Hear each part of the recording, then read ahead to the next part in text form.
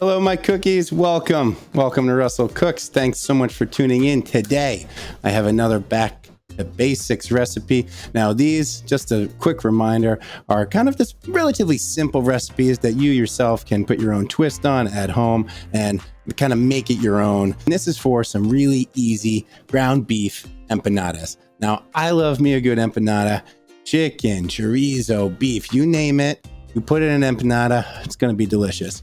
So I'm going to be making some really easy ones. I'm going to point out where you can kind of put your own footprint on it.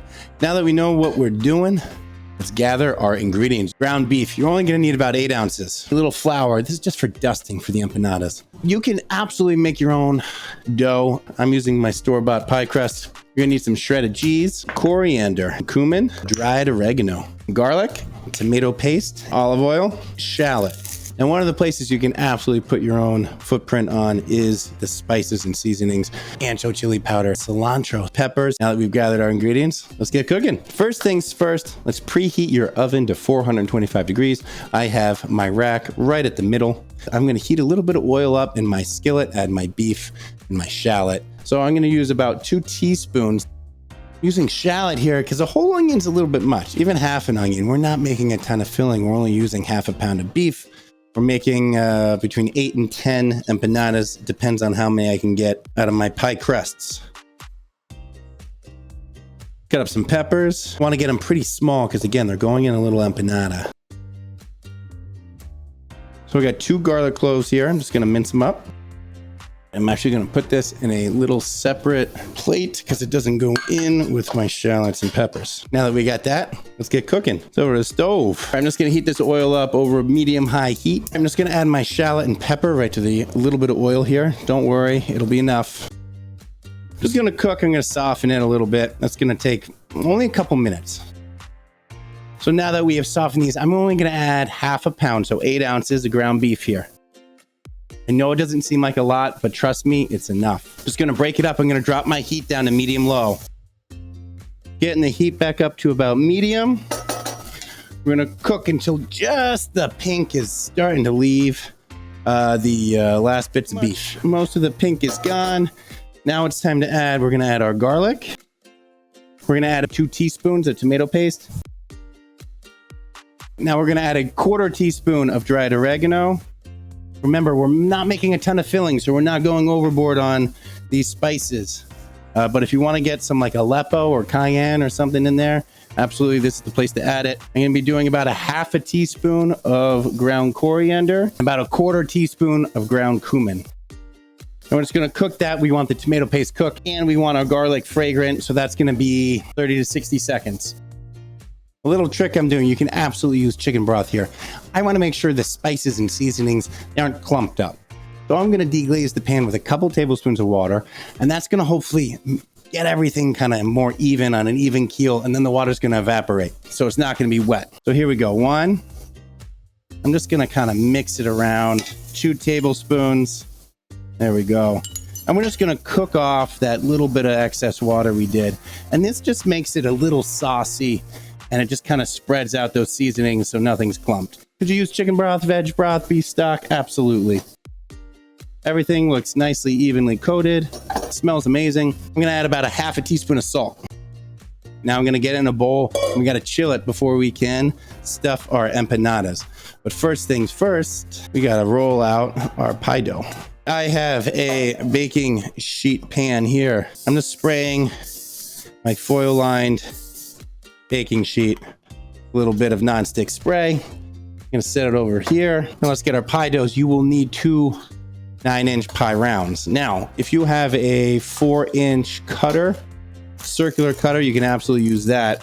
But if you don't, which I know a lot of people won't, you can just use a relatively big mug, which is what I got here, featuring Grogu, also known as Baby Yoda. I'm doing a little shortcut here using store-bought pie dough. You can make your own empanada dough if you want. Anything you have to like fill and then bake or cook, like ravioli, empanadas, it's almost never weeknight friendly. So you got to take a little bit of shortcut here. And mine's with the pie dough. So I am going to dust my cutting board with a little bit of flour here. Just don't want any sticking. Next up, I am going to try and cut as many empanadas. If you get 4, that's fine. If you get 10, even better. So I'm just going to go around, trace this mug. All right, I'm just going to put this on my sheet, baking sheet. All right, here we go. Now that we got that, we're just going to cover them lightly in plastic wrap. We're going to get them in the fridge. While they chill, we're going to finish our filling. We're going to add some cheese. We got our filling right here. We got a big mixing spoon. Add some chopped cilantro into here, maybe a 1/4 cup. Oh, that'd be phenomenal. I'm going to do about 1/2 cup of shredded cheese. Best cheeses are young ones for this, like a Monterey Jack, cheddar. This is a combo shredded cheese. So I got about 1/2 cup in here. Let's mix it around. I'm not going to add cilantro, but I highly recommend it. I'm going to let this chill a little bit more. Let's stuff some empanadas. I am going to separate my filling. Try and get 10 equal mounds. Use a slotted spoon or your hands. You don't want them that big. It's going to be a few tablespoons at most. I'm trying to get 10 mounds here. We got our mounds. Now let's get to stuffing. I'm going to do them all at the same time. Now comes the fun part, the pinching and the folding. I have a couple tablespoons of water here. I'm just going to go around the outside, try and pinch them shut. I'm going to do one at a time, and then I'm going to seal them. So right here, it's going to brush a little water around the edge. I like to pick it up and kind of fold it in my hand, almost like a dumpling. I pinch the top first, and then I go along and finish the edge. And I lay it back down, and I kind of pinch it at the end of my finger here. I'm going to repeat. Now we're going to seal them. I like to use is a fork. Now you can do a nice little folding method and have it look all nice. Yeah, I don't have tiny hands. I have very big, clumsy fingers. So I'm going to do what I know best, and that's with the fork. Sometimes the fork can stick, so I like to dunk it in a little bit of flour in between. So I'll do it over here. I just like to press straight down, pull it out. And you can get these little tails that kind of come out, and if you don't like those, you can cut them off. You can use a pizza cutter or a knife. Make them look nice, but again, we're not going for Michelin stars. I will do a couple like that just in case, so I have my good Instagram ones, but I'm not going to do that for all of them. Then last but not least, I'm going to brush them with a little bit of olive oil. I feel like Bob Ross right now. Put a happy little bush right here. They're nicely brushed. They're glistening. I love this. I have my oven at 425 degrees. Middle rack, I'm putting these in. They're gonna cook until they're nice and flaky and golden brown. Rotate it halfway through. It's gonna be anywhere between 15 and 20 minutes, depending on your oven. All right, so here we go. All right, I'm just gonna rotate this. Oh, we got some split, and that's okay. All right. So if you make these at home and this happens to you, you just know some of them burst, that's fine. Some of them burst, that's fine. We got a little burst here, a little burst there, but notice the pan. I don't have a whole bunch of juices running out. I have sealed and crimped these very nicely.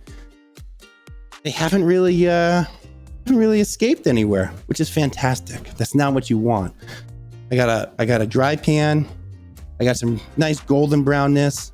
The edge here is starting to get a little bit high, so that's why I pulled them out. That's really golden brown. This is a little bit lighter. That's fine. I'm gonna let them cool for a few minutes, and then we're gonna do our Instagram shot and tasting. Look at that. Perfect golden brown bottom. That's what you want. And if you want a little sour cream, a little salsa, you can dip these in, eat it with it. You'll mix a little lime juice and lime zest in with your sour cream. Be phenomenal. I'm gonna cut into this empanada. Look at that. Perfectly filled. No soggy bottoms. Hear that crisp? It's so crisp. Let's dig in. It's gonna be ripping hot. I suggest you let these sit for about 15 minutes, cool down to room temperature. They're still gonna be warm. This might be a little hot. Look at this. Got some gooey cheese. You see the peppers, you see the beef, a little piece of garlic, a little piece of shallot in there. Let's get this a go.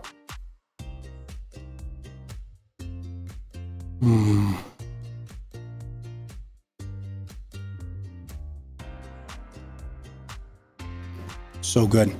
High crust, flaky, just envelops that filling. Absolutely.